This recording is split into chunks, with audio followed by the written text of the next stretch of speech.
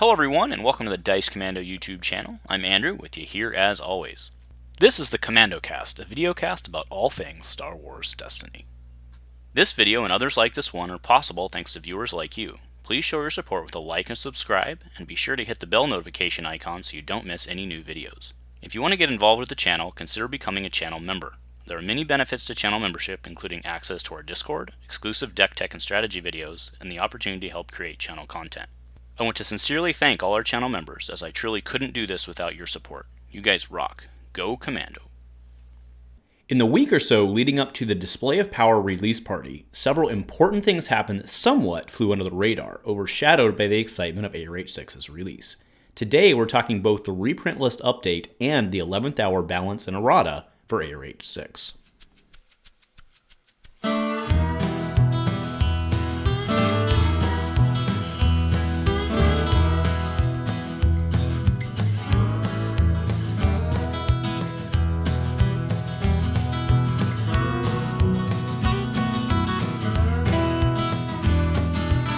IRL Star Wars Destiny comes to Toronto.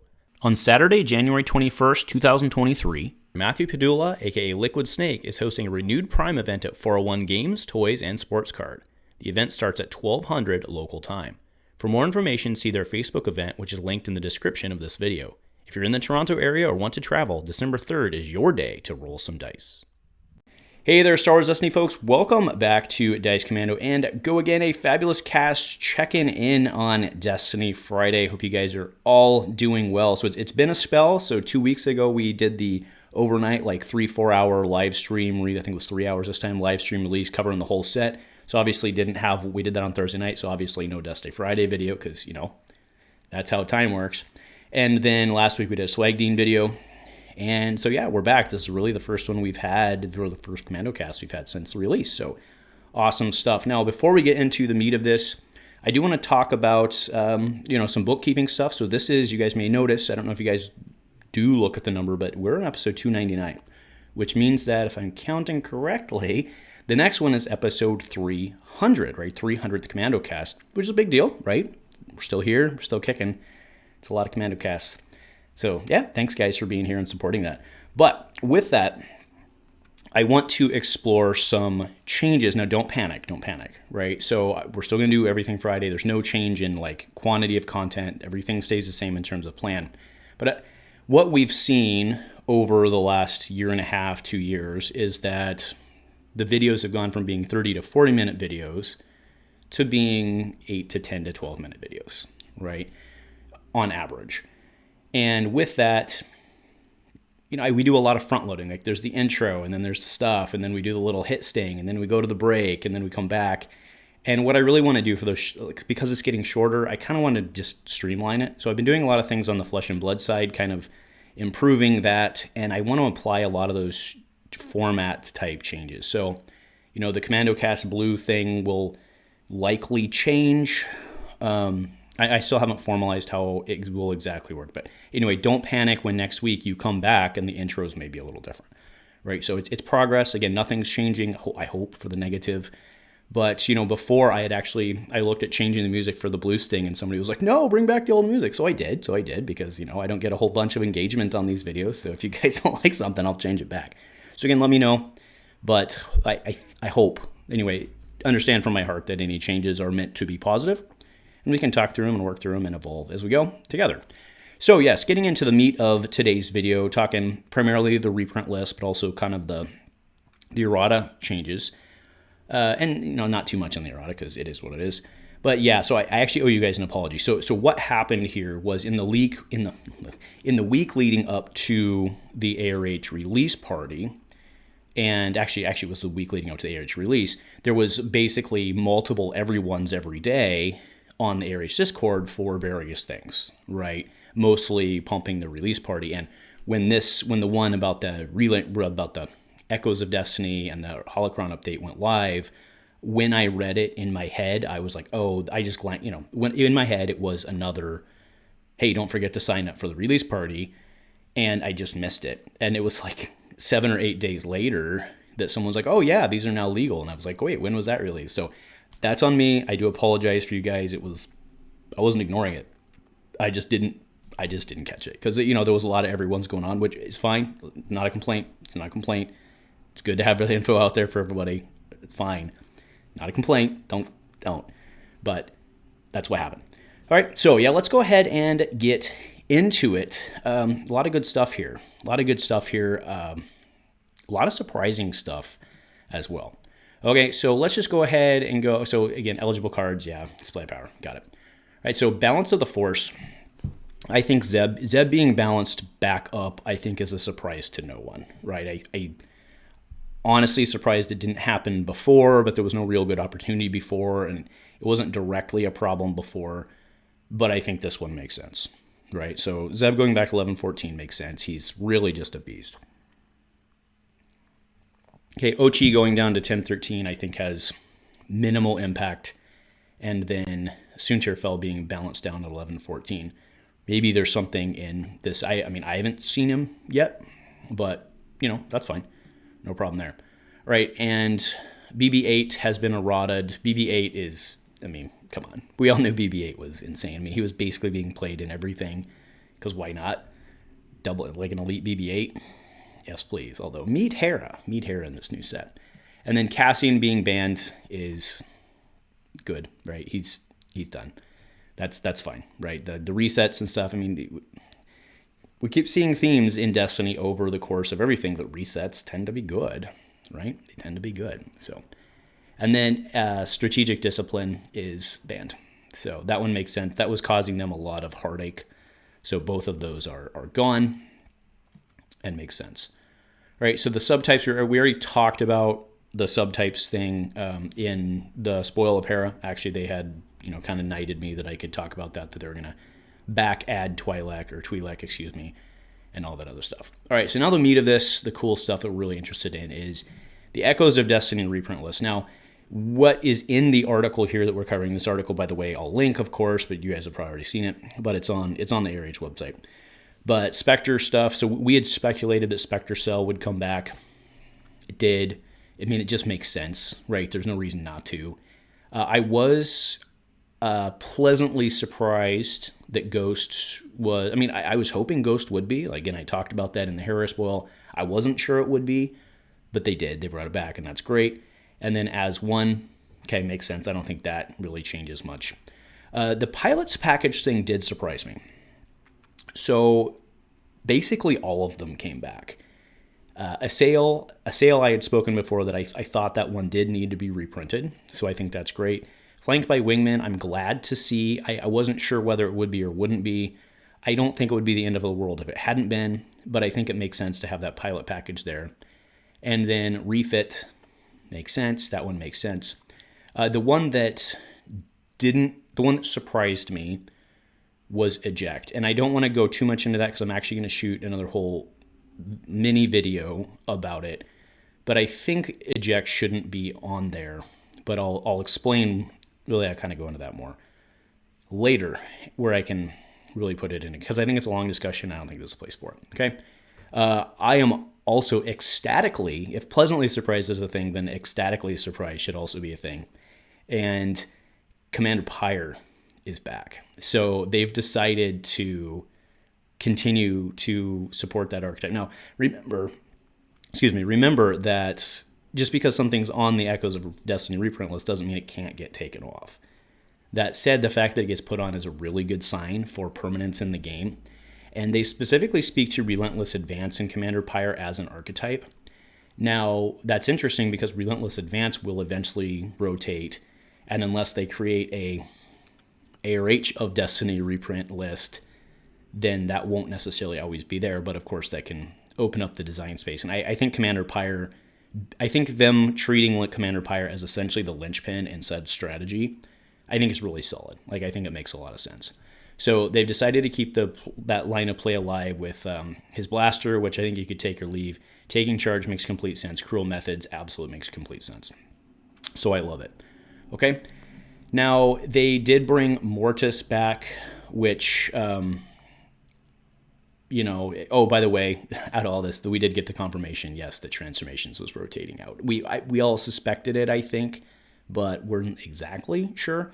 So, yes, that's rotating out. But Mortis is, remember, that's the day or night one. right? The day or night flipper.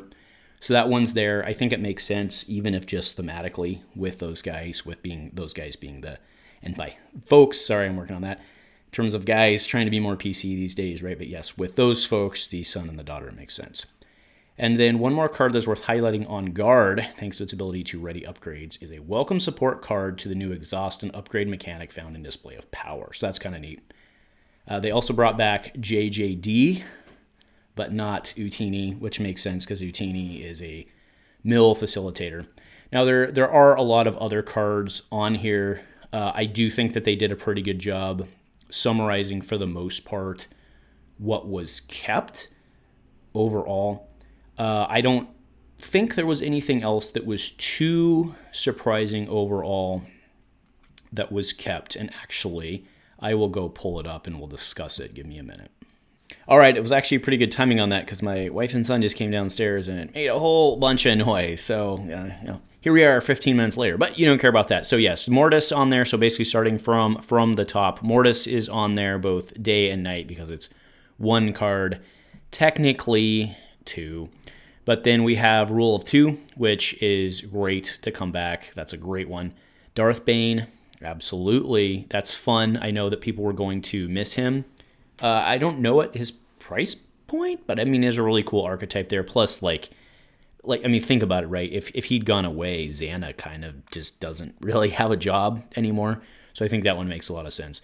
Pyre, we talked about. Pyre's Blaster, Taking Charge, Cruel Methods, that whole block, basically everything red villain. I mean, not everything, but everything red villain in this is related to that. So it makes sense. Forced Labor, they do need more bounties. Or they do, not necessarily more, but they needed bounty support because all the bounties were gone effectively out of the set, if not to be reprinted. So that one makes sense. They did bring back Mini Kanan. So I think this is really interesting for the Spectre possibilities, especially with new Ezra, who's actually like playable Ezra. Do keep in mind also, by the way, that Chopper is legal. That was obviously Spirit of Rebellion. Or Spark of Hope. Sorry, Spark of Hope. So that's really interesting. Nullify is still good. That's the one with the moving shield, right? It's good removal for Blue Hero, and I don't think you can really do it better, so that one makes a lot of sense. OG, or not OG, the original, not the original, the CM Hera is back. That's interesting as well for those potential Spectre things. I mean, we have a whole bunch of Heras legal. I mean, well, not a whole bunch. Two Heras legal now. Ghost is great. As one is great. Brought back the OG Sabine as well. They allowed that one. So there's a lot of Spectre, there's a lot of Spectre combos out there right now, potentially. And with Zeb going back to 11, can you imagine Zeb? I mean, I don't know if it would have made a difference with Zeb at 13 points, but it would have helped open more things up. So that's really interesting how just kind of the timing of that all worked. Spectre Cell, of course, Fluid Riposte. Actually, I'd been talking about in the spoiler season. I was talking about, this one looks like it's kind of like a newer Fluid Riposte. But this one's there now. This one is legal, but Shen is not. So, basically anything that does the same thing is probably pushing the strictly better space, but that's fine. On guard, this one makes a lot of sense with, there are several ready upgrade or exhaust upgrade, ready upgrade type mechanic. So that one makes a lot of sense to be able to, and remember it costs 0. So that can definitely abuse some things. Sail, flanked by Wigman makes sense. So think on your feet. This one surprised me, but it makes sense. It does something it's not like surprised me in a negative way. I didn't really think about this one, but it does something in a very unique way. And they also then kind of to that point, I loved this card, Improvised Explosive. I love this card. I'm glad it's still here. If you are playing the Pyre archetype or even something similar, this card I think makes a lot of sense. I mean, if we're being honest with ourselves, this card did not see a ton of play kind of for a while now, for the most part, but I really like it. Eject we talked about, or will talk about in more depth. And then Jawa Junk Dealer. So that's the full list. I mean, it's not all that extensive. I think the surprises on it is, I didn't really expect to see Bane, but again, it makes sense because then Xana has no home. I was pretty surprised with the Spectres overall because a lot of them got new versions, so that's surprising. But it makes sense, I think, to try and widen the deck building options. Plus, it's a lot of fun stuff for people who actually have the FFG cards and still want to come to tournaments and play them.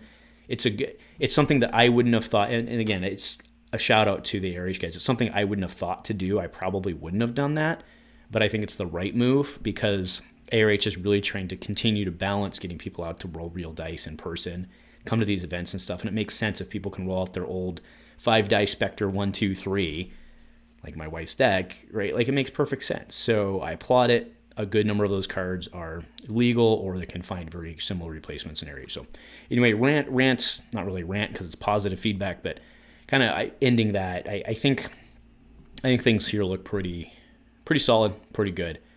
So yeah, I mean, I don't, aside from eject, which again I'll talk about in a later video, I don't think anything else here shouldn't be on it. So cool. Nicely done, folks. All right, moving into the errata. So this one was interesting. So basically in the 11th hour before the tournament, we got an update from Elrath. So we have some pre-launch changes we want to make prior to the release tournament. So they'd basically had 1-ish plus week of league play, and they needed to make some changes.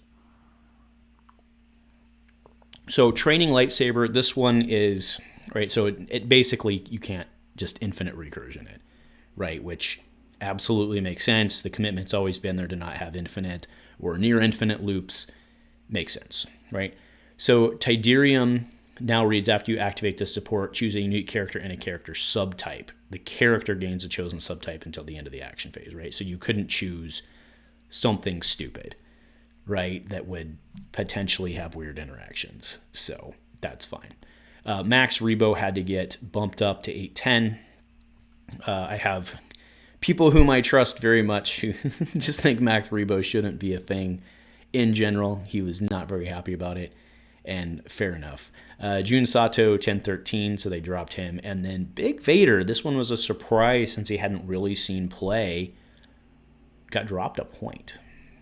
So, and yes, we did see a lot of, in retrospect now, since we're doing this afterwards, we can talk about that. We did see a ton of Vader saw a ton of Obi-Wan, who is almost, like, let's be honest, Obi-Wan is almost cruising for a points balance, right? And I think you could do something cool with him there, like 0 + 1, right? So you go 13-16, right? Because he has that 2-point die, he's 13-15. So, but I digress. But yeah, Darth Vader down to 14-18. Ooh. There's some possibilities there now, aren't there, kids? So yeah, that came in at the 11th hour. I mean, you know, the changes are fine.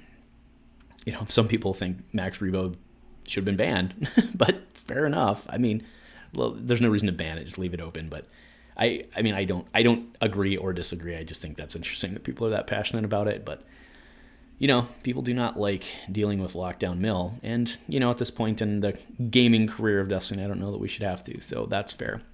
But yeah, you know, the 11th hour thing doesn't look great. But they got in there and they tested it, and fair enough. So, you know, it still begs the question of, I mean, I'll just be honest and say it, right? If the people who, because I honestly don't know a full picture on it. I know some people who are testers because they are public about it. And I don't know who all the testers are. I'm not involved in the program. I don't ask, and they wouldn't tell. I mean, maybe they would. I don't know. But either way, I don't know who the testers are, right? But I think the ARH needs to have an honest look with themselves. And you know what? Let's go ahead and rip off the Band-Aid. Let's get in Andrew pissing off people phase, because it can maybe affect change, right? So I was a playtester for Destiny. I've been public about that at this point. And by Destiny, I meant in the old days, right? I was an FFG playtester. And there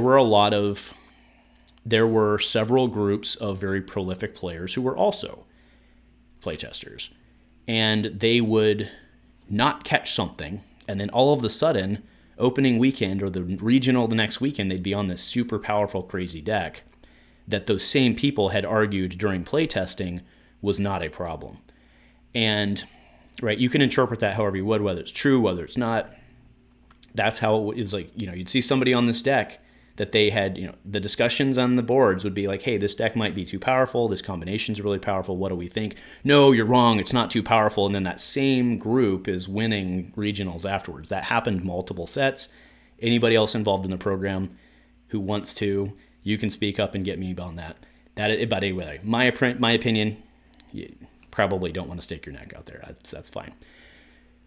But yes, that did happen. In my opinion, that happened. So to that end, I think what Destiny, or what ARH needs to do is really look at that and see if something similar is happening, right? So if the individuals who were abusing, or maybe not abusing, but if the individuals who were taking advantage of said deck to really crush face or whatever it may be, whatever term you want to use, if the individuals who were using that coming out of the gate to really gain an advantage early are testers, then I think they really need to be taking this as an opportunity for improvement to ask themselves, how did that happen, right? So if this was just a case that it got missed in playtesting, that happens. That is not a problem. No one cares, right? You guys are working your butts off. If it got missed in playtesting, then it got missed in playtesting. But if the people who are using it day zero are testers, then I think we honestly have to question to ourselves whether it was actually missed in playtesting. Again, I'm not saying anybody's doing anything nefarious. I don't know. I honestly don't know. But I think it's reasonable to, if that happened, I think it's reasonable to ask the question. If that's not what happened, then we don't have a problem, and it's not a problem, and the conversation's over. So fair enough there. So again, like I said, it doesn't look great, but it's the right thing to do. And meaning the errata and the changes, it doesn't look great, but it's the right thing to do, right? Fix it. Again, you release it to the general public, and within hours releasing it to the general public, it gets hours more playtesting and reps than it's ever seen in playtesting. So it absolutely makes sense that stuff like that's going to be seen. Stuff like that's going to get caught. Happens every time, every set to professional companies. And again, remember, ARH, a bunch of people doing this in their spare time, are still doing a much better job than Fantasy Flight ever did back in the day. So kudos to all of you at ARH. Thank you to all your playtesters. Again, all I meant earlier is that we should always take stuff like this as opportunities for learning and improvement. And I think it's okay to ask those questions. So be mad at me if you want, but I think somebody's got to say it. I think it's fair to be said. So anyway, thank you all for joining. Let me know in the comments, you probably already have been sounding off, if you made it this far. And if you made it this far, thank you also. But thanks, folks, for tuning in. If nothing else, go Commando.